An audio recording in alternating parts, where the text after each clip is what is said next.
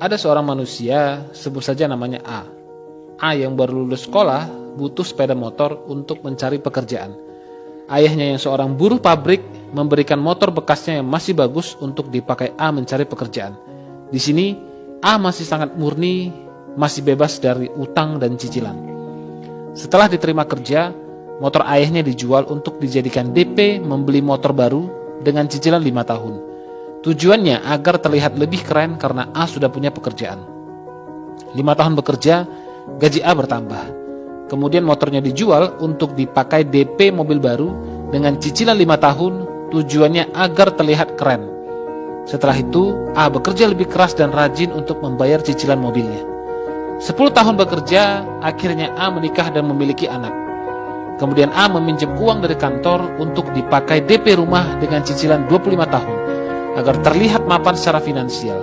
Setelah itu, A bekerja makin keras dan lembur sampai tengah malam setiap harinya untuk membayar cicilan rumah dan membeli perabot untuk mengisi rumahnya yang kosong.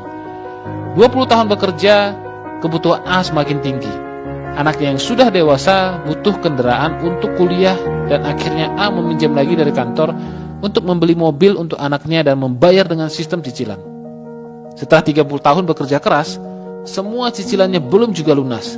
Akhirnya A tetap bekerja keras untuk membayar cicilannya dan tanpa disadari usianya sudah 60 tahun saat itu. A sudah ingin pensiun untuk menikmati hidup di masa tua, tapi A tidak bisa melakukannya karena cicilannya masih banyak. Kemudian A meninggal dan utang cicilannya diwariskan pada anak-anaknya. Sampai di sini coba renungkan, berapa banyak waktu yang A habiskan untuk membayar cicilan yang seperti tak ada ujungnya. Selesai cicilan lama, muncul lagi cicilan yang baru. Begitulah manusia.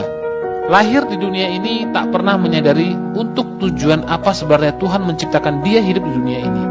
Apakah tujuan manusia hidup hanya untuk membayar cicilan seumur hidupnya? Bukan. Manusia diciptakan di dunia ini untuk menikmati dunia ini dengan bahagia dan bebas. Bukan terikat pada pekerjaan dan utang yang tak ada ujungnya.